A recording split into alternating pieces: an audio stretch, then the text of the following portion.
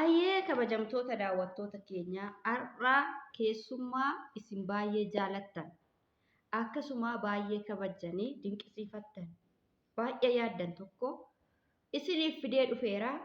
Egaa mee keessummaa kana maalidhaan simattu? Laayikiidhaa fi aamileedhaan simattu jedhee abdiin qaba. Dhugaa dubbachuudhaa fi namni nama isinii qopheesse. Nama isin baay'ee na gaafachaa turtanii, nama isin baay'ee yaaddanii, eessa dhaqxee nuu fidii jettanii nama isin baay'ee na cinqaa jirtanii har'a isinii fidee dhufeen jira. Egaa mee nama kanaaf laayikii akkamii kennitu kan jedhu walumaan laallaa amma gaa nama kana aamileedhaan simanna nama kana gara istiidiyoo keenyatti aamileedhaan simanna. Turtiin keessan wajjin haa ta'u garuu laayikii godhaa nu eega. Egaa nama kana aamileedhaan simannaa gara istiidiyoo keenyatti aamileedhaan simannaa. Eeyyeen namni kunis haala kana fakkaatuun dhufeetiin jira.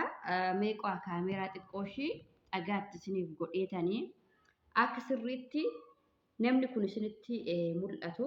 Egaa mee awwi nagaan waaqayyoo isiniif haa ta'u akkam jirtu daawwattoota keenya jedhee meeffataa jedheetiin. Nagaan waaqayyoo isiniif haa ta'u akkam jirtu daawwattoota keenya. Ani nagaa fuudhaa. Ani nagaa fuudhaa. Baay'ee na yaaddanii jedhiitii gaafadhume. Baay'ee na yaaddanii. Waan na yaaddaniif anis baay'ee si yaade. Baay'ee na yaaddaniif anis baay'ee si yaade. Baay'een isin jaaladha. Baay'een isin jaaladha.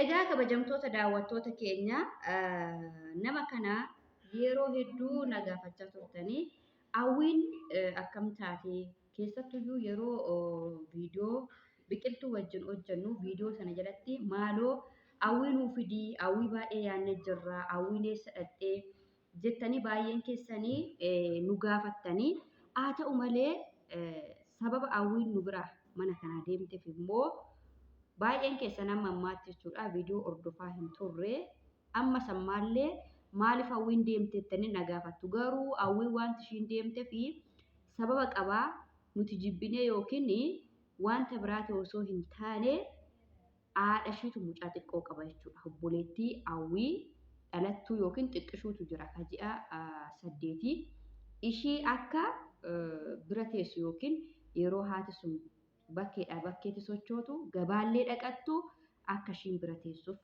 haatumti narraa fudhattee. Innaa duraa ishiinumatu immoo si biratti haa guddattu si biratti haa barattu jettee naa kennitee turte garuu gaa of caala nama jaalatuure of caala nama hin jaalatan waan ta'eef sana booda mucaan bakka namatti dhiifatu waan hin qabneef obbolaa dhiiraa kan hawwii dursaa hin qabdi garuu dubarrii fi dhiirri tokko miti waan ta'eef hawwiin irraa fudhattee isiniin jedha.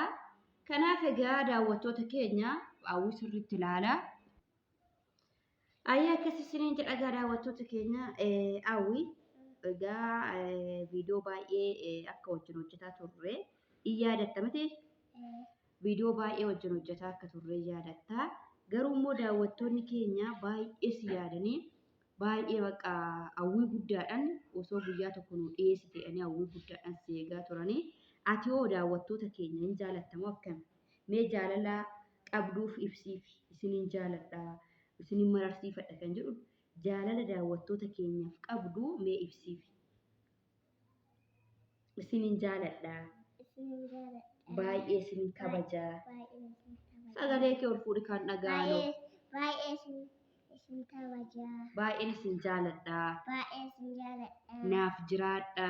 Naaf jiraadha. Yoo waaqayyoon jedhe Yoo waaqayyoon jedhe qindootii koo biratti deebi'ee viidiyoo wajjin hojjechuu dandeenya.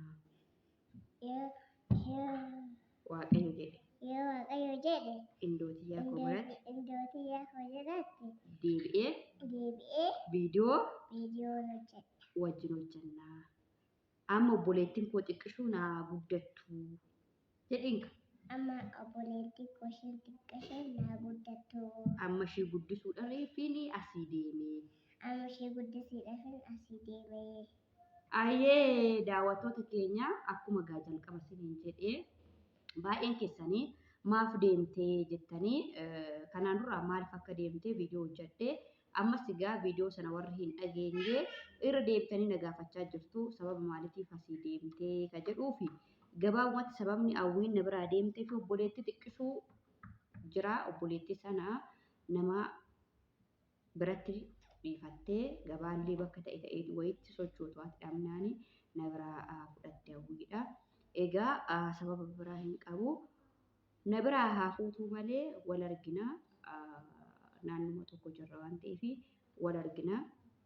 Kunoo na biras haadha wajjin hin dhufti obboleessa wajjinis hin dhufti garuu gulmaatuma keenyatu hadda ta'e malee asuma walii hin argina.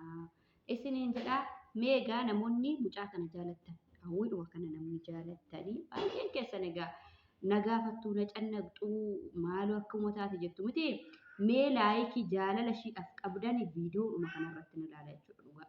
Jaalaluma mucaa kanaa qabdanii viidiyoo kana laayikii gootanii koomentii kennitanii yaada keessa yoo barreessitanii viidiyoodhuma kanarratti ilaalaan isiniin jedha jaalala keessan malee callistaniituma fidi jettanii viidiyoo hojjedhe viidiyoon viyuu 4 viyuu 3 noo ilaalame homaa gatii hin qabu. Isiniin jedha chaw jedhi nawwi. Chaw. Isiniin jaaladha. Sin jaaladha. Bakka.